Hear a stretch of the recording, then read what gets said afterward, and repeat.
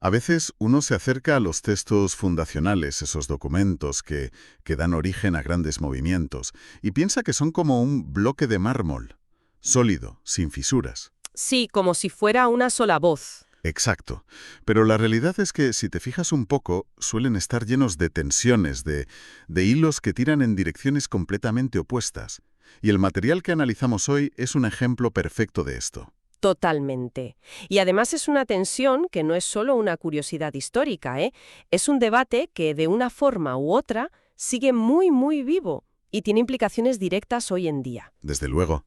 Hoy nos vamos a sumergir en un análisis que nos ha llegado bajo el título Perlas de la Torá, y que se centra en un contraste que califica de brutal. Sí, lo es. El que existe entre la figura de la mujer en el círculo de Yeshua, es decir, de Jesús, y lo que encontramos bastante más tarde en los escritos que se atribuyen al apóstol Pablo. Y es importante un matiz que hace la fuente desde el principio. No lo plantea como un tema secundario o un detalle más. No, no. Lo que se plantea es que esta diferencia de enfoque revela dos lógicas totalmente contrapuestas. Por un lado, la lógica del reino de Dios, que describe como abierta, inclusiva. ¿Y por otro? La lógica de los sistemas humanos, que tienden siempre al poder, al control, a la jerarquía. Esa es justo la misión de nuestro análisis de hoy. Rastrear ese viaje que describe la fuente. Como un movimiento que, en sus inicios, se caracterizó por una inclusión que podemos llamar radical. Sí, para la época sin duda. Fue poco a poco transformándose en una estructura mucho más rígida. El propio texto lo resume con una imagen muy potente: el viaje de la luz del reino a la sombra de la institución. Un viaje que, en el fondo, nos cuenta una historia que es casi universal, ¿no? Es el patrón de cómo las ideas más revolucionarias se negocian, se adaptan y a veces se diluyen cuando un movimiento pasa de ser una inspiración a ser una organización. Claro, lo ves en política, en movimientos sociales. En todas partes. No es algo exclusivo de la religión. De acuerdo, pues empecemos por el principio, por ese punto de partida. Para entender lo rompedor del primer modelo, la fuente nos pide que nos situemos en el contexto del mundo judío del siglo I. Fundamental. Lo describe como un entorno marcadamente patriarcal, y esto en la práctica significaba que el estudio de la Torá, o sea, los 5 primeros libros de la Biblia hebrea y su ley, Eso establecido. No se cuestionaba. La mujer tenía un rol esencial en la familia, en la comunidad, por supuesto, pero el espacio público, el del debate teológico, la enseñanza formal, eso era masculino. Punto. y en medio de ese escenario, la fuente describe el comportamiento de Yeshua como escandalosamente nuevo. Y no lo dice como una hipérbole, sino que lo ilustra con ejemplos que, vistos en ese contexto, son, son realmente potentes. Mucho. Por ejemplo, en su grupo, las mujeres no son un añadido, no son espectadoras. Nombres como María Magdalena, Juana o Susana aparecen como parte del núcleo. Y el texto subraya algo clave. ¿Al qué? Que no solo le seguían, sino que sostenían el ministerio con sus propios bienes. Claro, Es que eso es un cambio de paradigma total. No son un club de fans que escucha desde lejos. Son, a la vez, discípulas y mecenas. Están invirtiendo sus recursos, su tiempo, su vida en el proyecto. Es una combinación de roles muy poderosa y completamente atípica. totalmente. Y luego tenemos episodios que parecen casi diseñados para romper esquemas. Pienso en el de María de Betania. Uf, ese es buenísimo. Se sienta a los pies de Yeshua. Y esto no es un detalle sin más, ¿eh? No, para nada. Esa era la postura física y simbólica del discípulo que recibe la enseñanza de su maestro. Y su hermana Marta se escandaliza. Le dice que debería estar ayudando en la casa. Vamos, lo que se esperaba de ella. Lo normal, lo que todo el mundo esperaría, es que él le diera la razón a Marta. En plan, sí, María, ve a la cocina, que es tu sitio. Claro, pero hace justo lo contrario. La defiende. Dice que María ha escogido la mejor parte y que no se la van a quitar. Es una validación explícita. Le está diciendo, tienes derecho a ocupar este espacio de aprendizaje intelectual y espiritual. Un espacio que la cultura de la época le negaba por completo. Y lo que es fascinante, y la fuente insiste mucho en esto, es que estos no son solo gestos de amabilidad. No es que fuera una persona adelantada a su tiempo. No, va mucho más allá. Son actos con una carga teológica profundísima. A ver, explícalo un poco. Cada vez que dialoga con la mujer samaritana, rompiendo el doble tabú de género y de origen étnico, o cada vez que defiende a la mujer acusada de adulterio, no solo está mostrando compasión, ¿Qué está haciendo entonces? está demoliendo activamente las estructuras de poder que usan la ley o la costumbre para excluir y para condenar. Es verdad, no lo había visto así. No es solo salvar a una persona, es cuestionar todo el sistema que la condena. Exacto. El texto dice que, con la mujer adúltera, lo que hace es desmontar la hipocresía de sus acusadores, mostrando que la ley, en sus manos, no es justicia sino un arma de poder. Y toda esta trayectoria de inclusión culmina en el momento más importante de todos para la fe cristiana. La resurrección. Ahí es.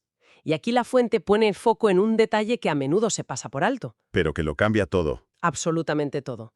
Según los relatos, ¿a quién se aparece primero el resucitado? A una mujer, a María Magdalena. Y no es una aparición pasiva, en plan, hola, he vuelto. La comisiona, la convierte en su primera enviada, le da un mensaje y le encarga que vaya a anunciarlo a los discípulos varones. Es increíble que una figura tan central, la primera mensajera, luego quede tan en un segundo plano. Y supongo que ese es el giro que nos propone la fuente, al saltar de ahí a la figura de Pablo.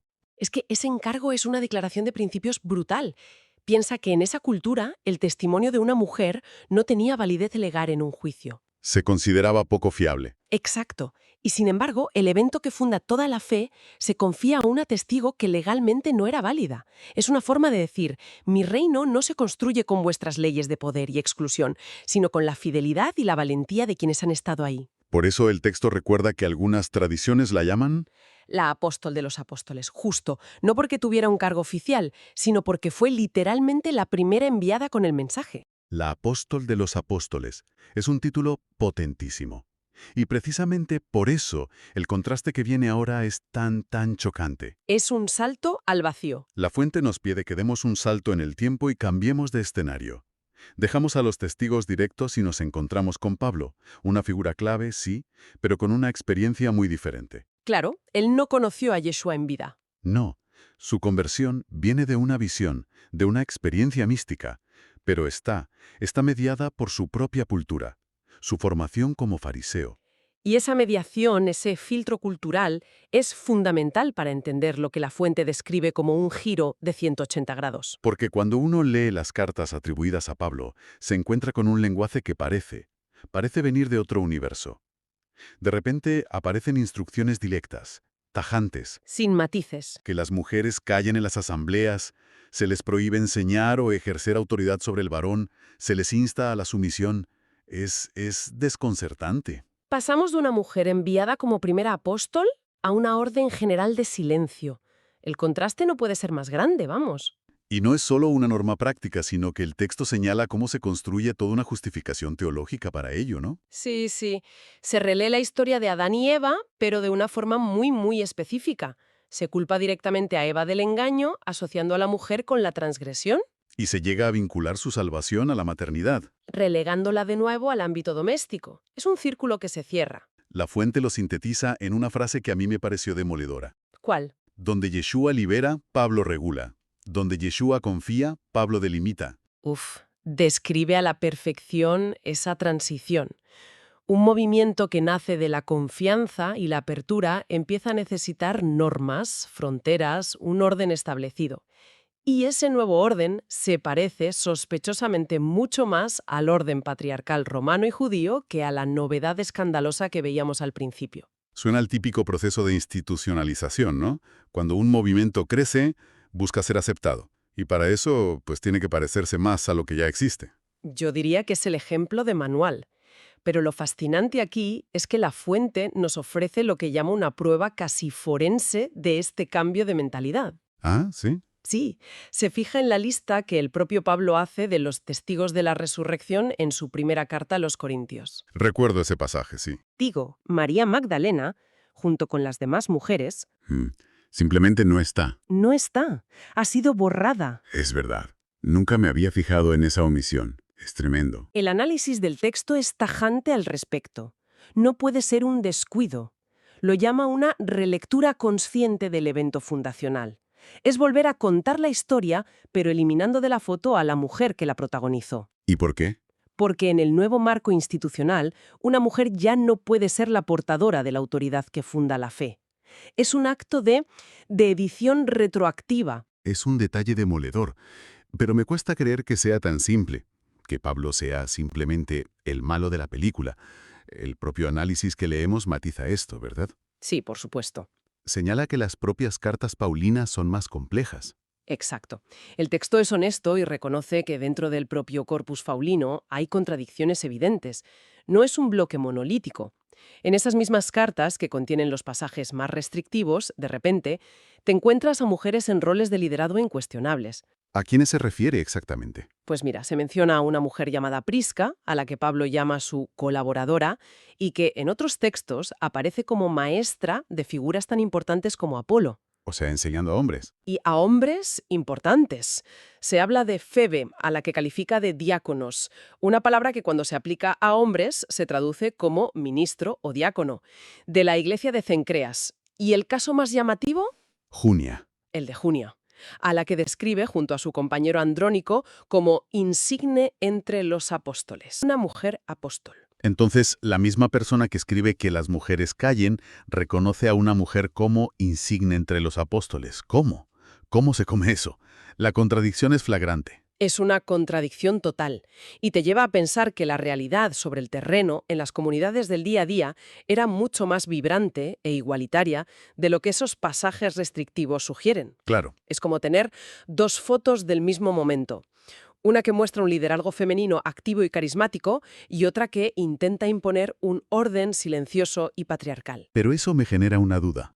Si el propio Pablo, o al menos su círculo, trabajaba codo con mujeres líderes como Prisca o Junia, Sí, ¿quién tendría interés en añadir textos que las mandan a callar?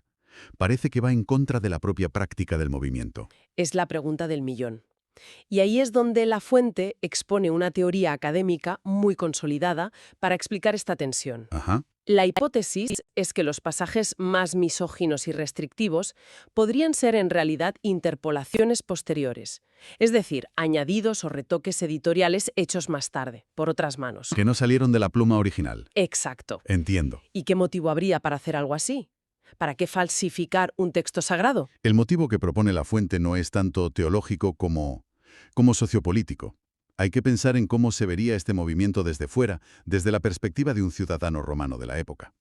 A medida que el cristianismo crecía y se expandía por el imperio, necesitaba ganar cierta respetabilidad, o al menos no ser visto como una amenaza.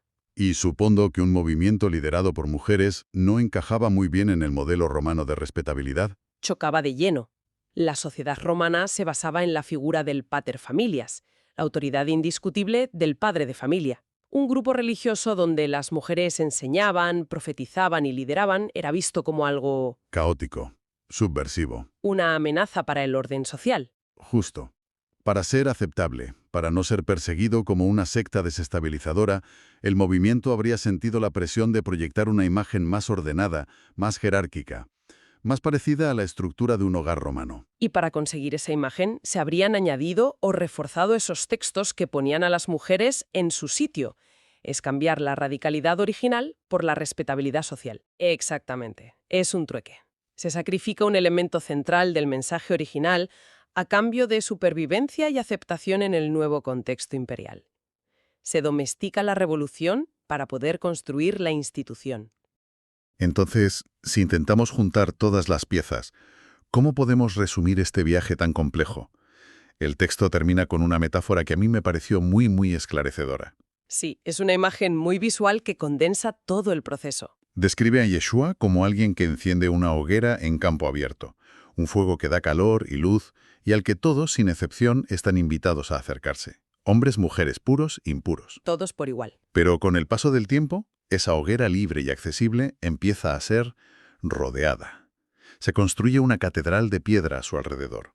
Se levantan muros, se dictan normas, se nombran guardianes. Y esos guardianes del fuego son los que empiezan a decidir quién puede hablar y quién debe callar, quién tiene acceso directo a la enseñanza y quién debe recibirla filtrada, desde lejos y en silencio. La hoguera sigue ahí, en el centro, pero ya no es un campo abierto. Y lo más potente del análisis es que no lo presenta como una simple lección de historia. Afirma que este patrón se repite constantemente. Claro, esa es la conclusión.